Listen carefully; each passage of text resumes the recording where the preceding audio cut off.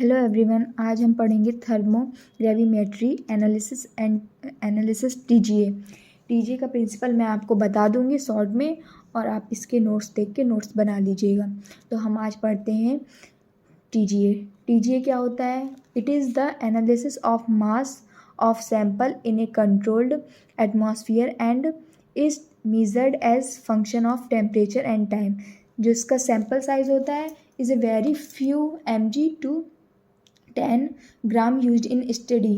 तो जो हम सैंपल उसको लेते हैं, जो टीजीए में हम सैंपल लेते हैं उसको सबसे पहले हीटअप करते हैं। हीटअप करने के बाद उसका डिकम्पोजिशन होता है, तो इसके बाद हमें पता चलता है कि क्या होता है। Study made be conducted in temperature up to 1550 degree Celsius. This method is useful for determining sample purity and studies oxidation, dehydration और decomposition reaction। ये जो मैं आपको पढ़ा रही हूँ ये बहुत ही ज़्यादा इम्पॉर्टेंट टॉपिक है, तो इसके नोट्स आप खुद से बना ज़रूर लीजिएगा। टाइप्स ऑफ टीजीए के कई प्रकार टाइप होते हैं। फर्स्ट होता है static thermal isothermal TGA. When the sample is maintained eight 3 constant temperature for a period of time during which change in weight is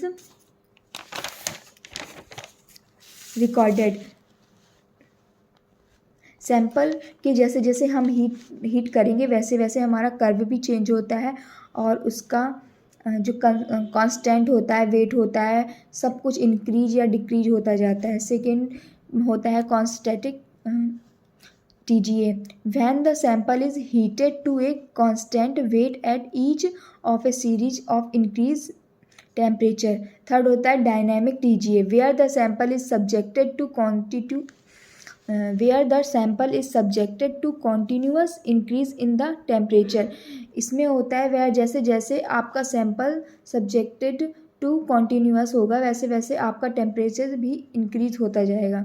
अब इसका प्रिंसिपल मैं आपको शॉर्ट में बता ही चुकी हूँ कि हम अपना सैंपल लेते हैं, सैंपल का वेट अपना देखते हैं एंड उसको हीटअप करते हैं एंड देखते हैं कि टेम्परेचर और मास में क्या चेंजेस हुए हैं, और हम फिर इसको स्टडी करके अपना नोट डाउन कर लेते हैं। तो पढ़ते हैं principle of TGA. The principle of thermogravimetry is very simple. The sample is weight continuously as it is being heated to elevated temperature। change in mass of sample are studies।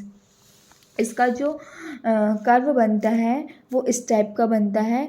एक x axis पे बनता है और दूसरा Y axis पे बनता है। जो एक्स एक्सिस होती है उसमें हम टेम्परेचर लेते हैं, और जो वाई एक्सिस होता है उसमें हम मास चेंज लेते हैं। जैसे जैसे टेम्परेचर आगे बढ़ता जाता है वैसे वैसे कर्व नीचे को आता जाता है और चेंजिंग आती जाती है। इस साइड हम मास चेंज लेते हैं, इसमें मास अपन का चेंज होता है, एंड इसमें हम जो भी लेते हैं उसको दिखाते हैं। तो ये हमारा कर्व बन जाता है जो प्रिंसिपल के अकॉर्डिंग रहता है। Important ऑप्टेंट for TGA curve.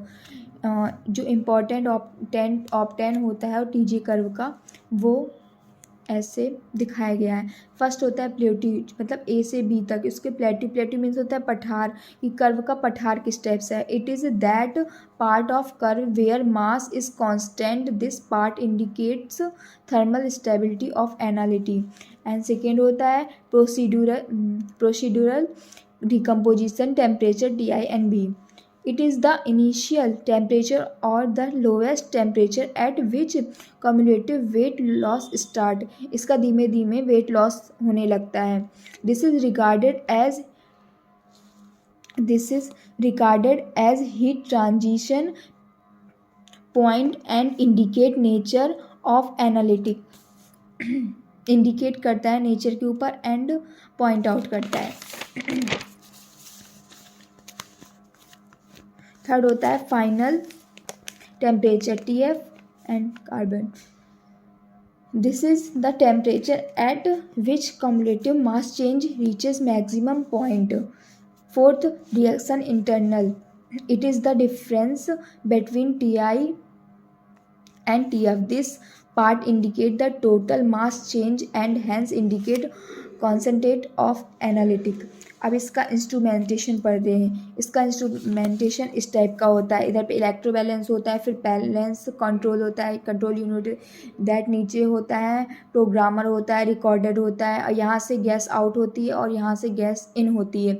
यहाँ से गैस हम डालते हैं यहाँ से, एंड यहाँ से गैस आउट होती है, और जिसका फर्नेंस होता है वो 2000 डिग्री सेल्सियस पे ऑपरेट होता है, और यहाँ पे हमारा सैंपल होता है। इस टाइप का हमारा इंस्ट्रूमेंट होता है।